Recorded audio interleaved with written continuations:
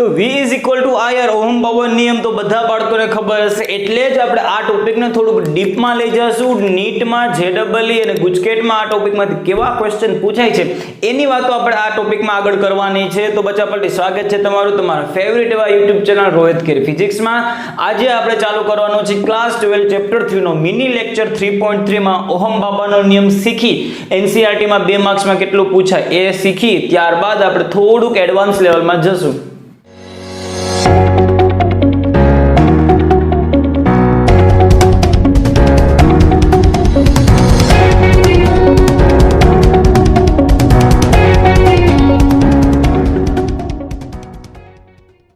તો ઓહમ બાબાનો નિયમ બચ્ચા પલટી આ ટાઈપનું કંઈક સ્ટેટમેન્ટ તમે આપી શકો છો કે ભાઈ ઈસવીસન પહેલા તો 1828 માં બધી વાર્તા છે, સ્ટોરી છે.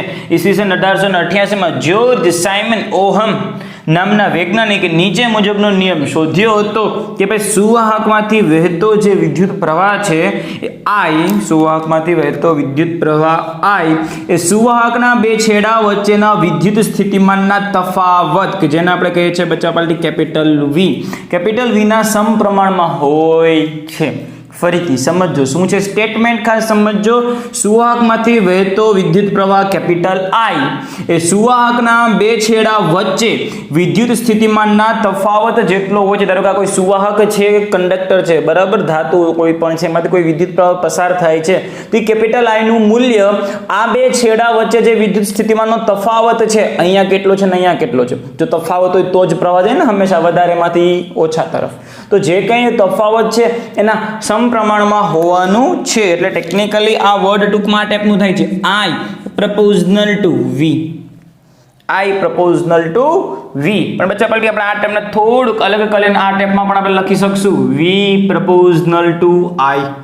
હાલે નો હાલે? હા સર હાલે, અમને કશો પ્રોબ્લેમ છે નહીં. હવે સમપ્રમાણતાની નિશાની દૂર કરી અને કંઈક અચળાંક મૂકીએ તો એ અચળાંક બચ્ચા પલટી આવે છે કેપિટલ R into I. પણ આપણે RI નથી લખતા, આપણે આ સ્વરૂપને કેવું આપી દઈએ છીએ ખબર છે ને, V is equal to IR. વીર યાદ રાખવાનું છે બચ્ચા પાલતી. વીર છે ઓહમ બાબાનો નિયમ. અહીંયા જે આપણે બચ્ચા પાલતી સમપ્રમાણતાની નિશાની દૂર કરીને જે અચળાંક મૂકેલો છે કેપિટલ R ને બચ્ચા પાલતી શું કહે છે? જે તે ધાતુ, જે કંઈ પદાર્થ છે એનો અવરોધ કહે છે. R એટલે કે શું થઈ ગયું છે? સુવાહકનો અવરોધ. સુવાહકનો અવરોધ બચ્ચા પાલટી. એનો એકમ શું થાય વિચારો તો? સુવાહકના અવરોધનો એકમ શું થાય? આના પરથી બીજું એક R ને જો તમે કદાચ સૂત્રનો કરતા બનાવો, કોને? R ને. તો R ને જો સબ્જેક્ટ બનાવો તો R is equal to V upon I પરથી. R is equal to V upon I પરથી એનો એકમ R નો એકમ સ્થિતિમાનનો એકમ શું છે? વોલ્ટ. અપોન શું છે? કરંટ. તો વોલ્ટ અપોન વિદ્યુત પ્રવાહ A. અથવા મહાન વૈજ્ઞાનિક ઓહમ બાબાનો નિયમ છે તો એની જ યાદમાં શું છે? ઓહમ, જેની સંજ્ઞા છે ઓમેગા. R ના બચ્ચા પલટી બે યુનિટ છે, એક છે વોલ્ટ પર એમ્પિયર, અથવા તો મહાન વૈજ્ઞાનિક ઓહમની યાદમાં આપણે ઓમેગા કહીએ છીએ, બરાબર. એટલે આપણે તો આ જ લેવાનું છે, ઓહમ જ લેશું, એમાં કશું કંઈ ટેન્શન છે નહીં. ચાલો, તો આટલી વસ્તુ યાદ રાખવાની છે. ઓહમ બાબાનો નિયમ I proportional to V proportional to I. સમપ્રમાણતાની નિશાની દૂર કરી અચળાંક મૂકે કેપિટલ R એટલે કે સુવાહકનો અવરોધ જેનો એકમ છે ઓહમ. હવે એમ થાય કે સાહેબ અહીંયા અચળાંક મૂકો તો ન હાલે? હા ચાલે, અહીંયા મૂકો તો પણ ચાલે, પણ બચ્ચા પલટી અહીંયા જો તમે અચળાંક મૂકો ને સમપ્રમાણતાની નિશાની દૂર કરીને અહીંયા અચળાંક મૂકો તો એ અચળાંક બચ્ચા પલટી R ન આવે, અહીંયા આવે છે 1/R આવે. શું આવે છે? 1/R. તો I is equal to 1/R into V. આ ટાઈપનું થાય. I બરાબર V by R. આ ટાઈપનું સમીકરણ બને. પણ એટલા માટે આપણે અહીંયા V proportional to I એટલે કે V is equal to અહીંયા સીધું જ R મૂકી દેવાનું ચાલે, બરાબર. બંને જગ્યાએ અચળાંક અલગ અલગ આવે. તેમ કે સાહેબ 1/R એને કંઈ કહેવાય? સમજો તો NCERT માં આપેલું નથી, તમારે એક્સ્ટ્રા તરીકે યાદ રાખવું હોય તો તમે યાદ રાખી શકો. 1/R ને એટલે કે અવરોધના વ્યસ્તને અવરોધના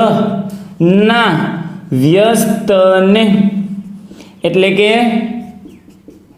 1/r અવરોધનું વ્યસ્ત એટલે કે શું થઈ ગયું 1/r ને સુવાહક માટે સુવાહકનું કંડક્ટન્સ કહે બચ્ચા પાર્ટી. શું કહે છે?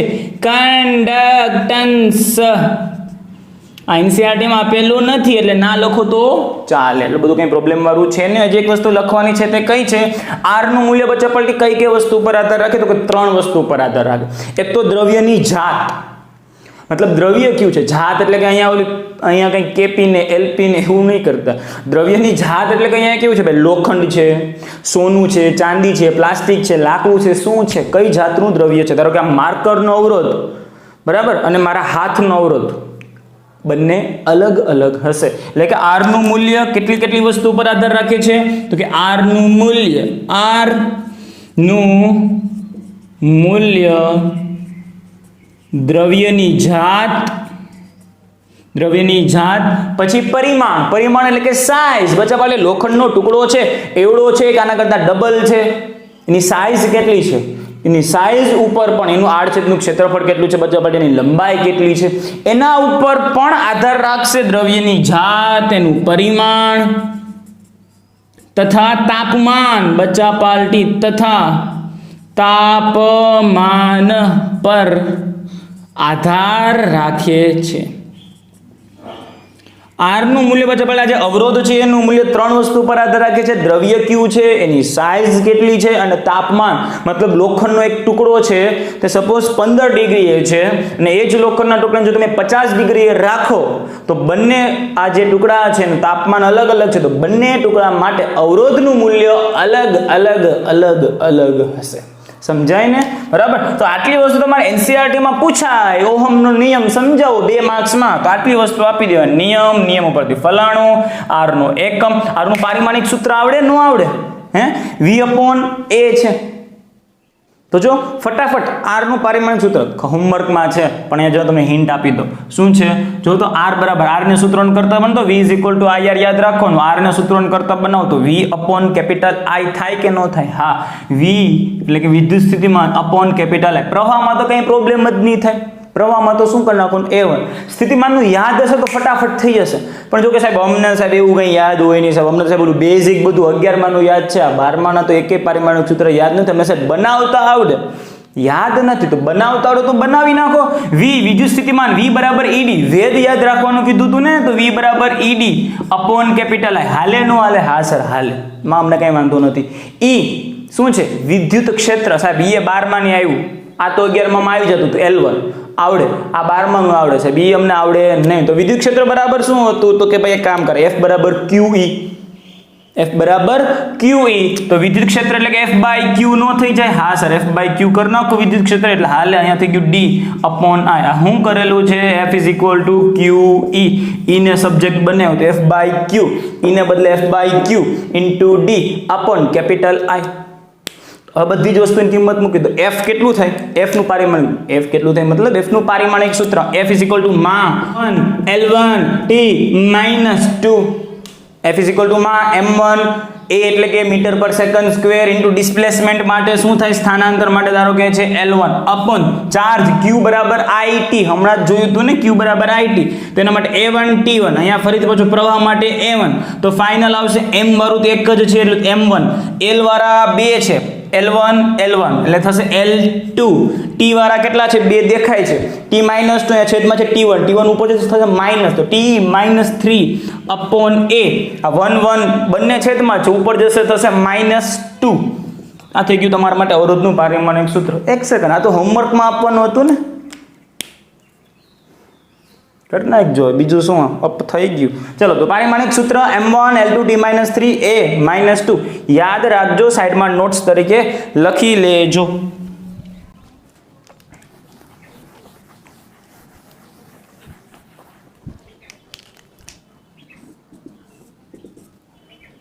ચાલો, આ થઈ ગયું તમારું એનસીઆરટી નો કોન્સેપ્ટ પૂરો. હવે થોડુંક એડવાન્સ લેવલમાં જઈએ, થોડુંક આગળ છે બરાબર, થોડુંક એક્સ્ટ્રા કરી નાખીએ. તો એને આપણે કરી નાખીએ નોંધ લખીને. શું લખી નાખીએ છીએ બચ્ચા પાર્ટી?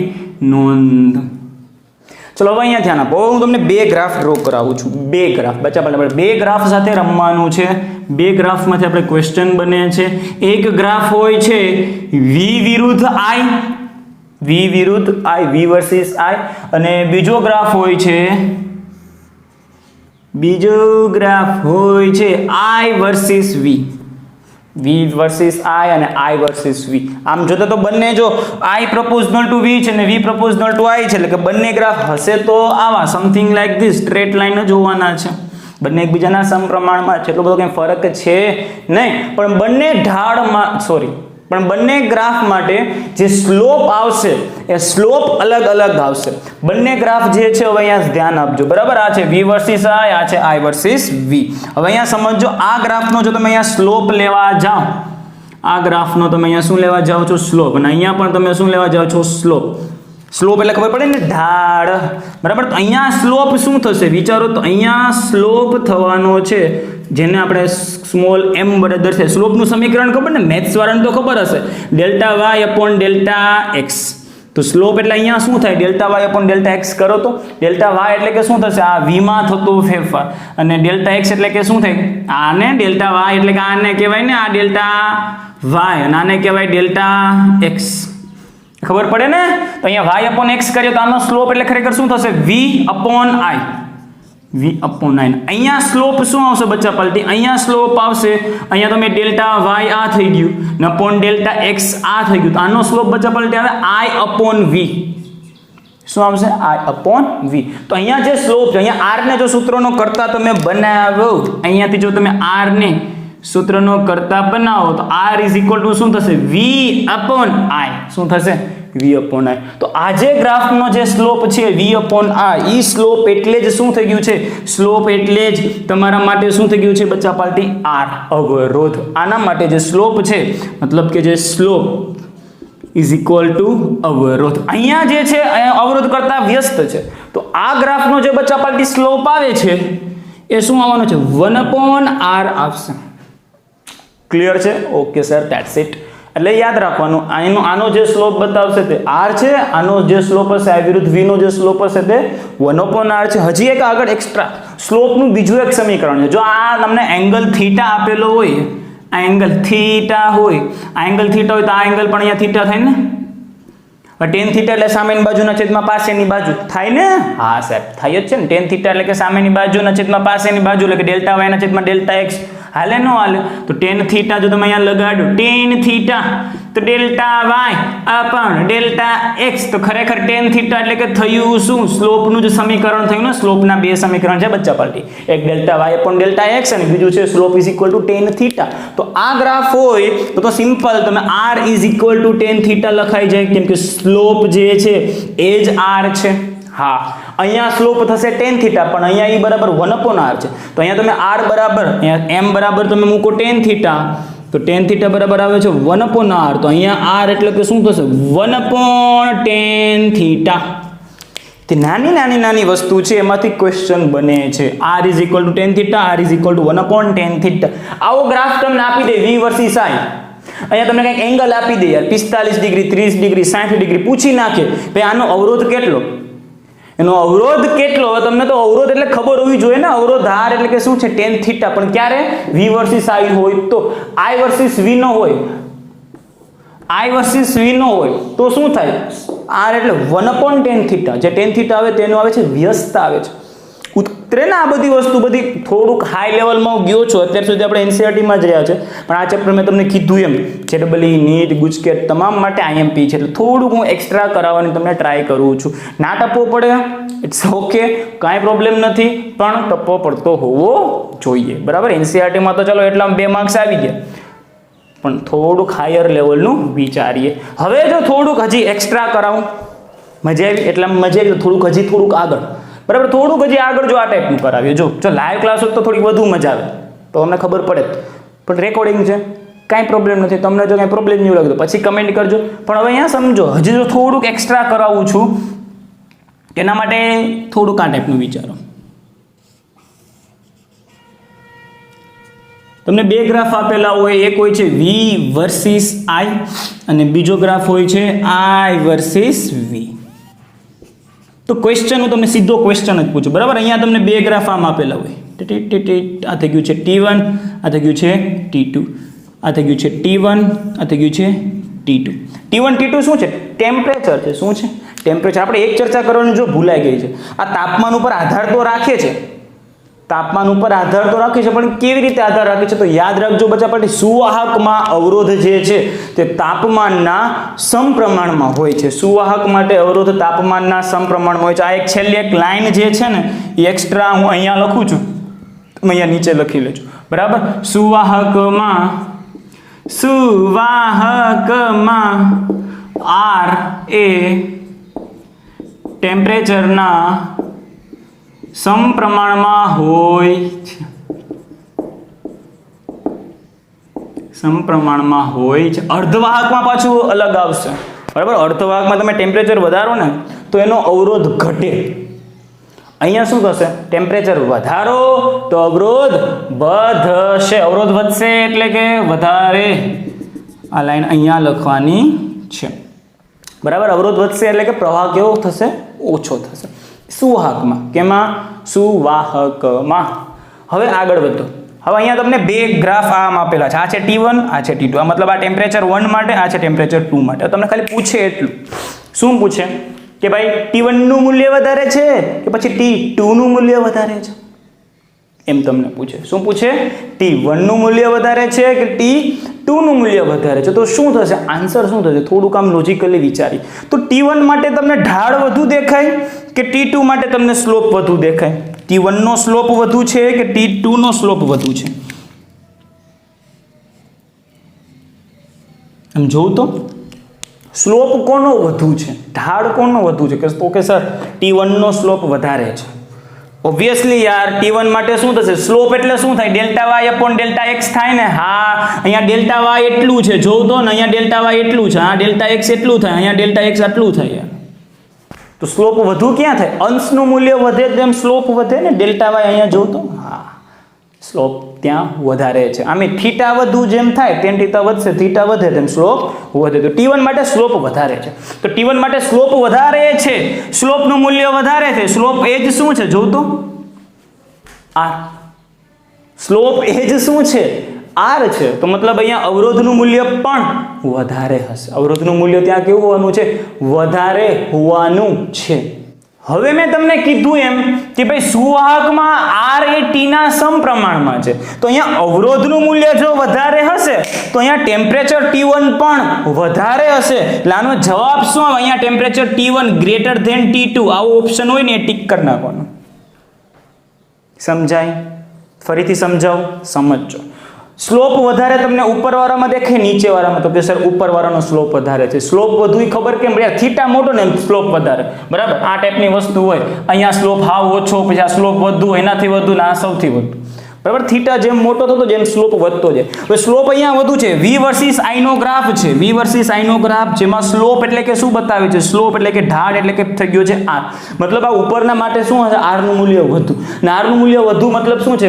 સુવાહકમાં તો R છે T ના સમપ્રમાણમાં છે, એટલે આના માટે અહીંયા ટેમ્પરેચર પણ આ વધુ છે. તો T1 ગ્રેટર ધેન T2.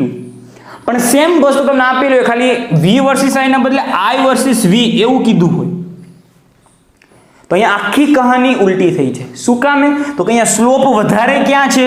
આ T1 માટે. ને સ્લોપ એટલે કે શું થઈ ગયું? અવરોધનું વ્યસ્ત. એટલે કે અવરોધનું વ્યસ્ત એટલે કે આના ઉપર માટે અવરોધનું મૂલ્ય કેવું હશે? ઓછું હશે. વ્યસ્ત છે ને, તો અવરોધનું મૂલ્ય ત્યાં ઓછું હશે. અને અવરોધનું મૂલ્ય ઓછું તો ટેમ્પરેચર ત્યાં ઓછું, એટલે T1 નું મૂલ્ય ઓછું. તો અહીંયા આવશે T1 લેસ ધેન T2. એટલે આ ટાઈપના MCQ તમને પૂછાય છે, હાયર લેવલનું છે. આ બધું JEE નીટ માટે એક્સ્ટ્રા તરીકે ટિપ્સ તરીકે સાઈડમાં લખવું હોય લખી લેજો હમના નિયમ ઉપરથી. આ છે તમારો NCERT નો 2 માર્ક્સનો સરસ એવો ક્વેશ્ચન. આ વસ્તુને લખવાની છે અહીંયા છેલ્લે, બરાબર. તો વ્યવસ્થિત એવો સ્ક્રીનશોટ લઈ લેજો. તમામ વસ્તુ ખોપડામાં ઉતરેલી હોય તો ખબર જ છે ને શું કરવાનું છે? ચેનલને સબસ્ક્રાઇબ કરી આગળ જેટલા પણ વિદ્યાર્થીઓને ઓળખતા હોય દરેકને કહેજો સબસ્ક્રાઇબ કરે. થેન્ક યુ બચ્ચા party, thank you so much. ચાલો તો તમામ વસ્તુ ખોપડામાં ઉતરેલી હોય તો ચોપડામાં પણ ઉતારી લેજો અને સબસ્ક્રાઇબ કરવાનું તો ભૂલાય જ નહીં. શેર કરી દો તમારા ક્લાસમેટ સાથે અને આ જે ઇમ્પોર્ટન્ટ વિડીયો જે બીજા છે એ પણ જોવાનું ચૂકશો નહીં.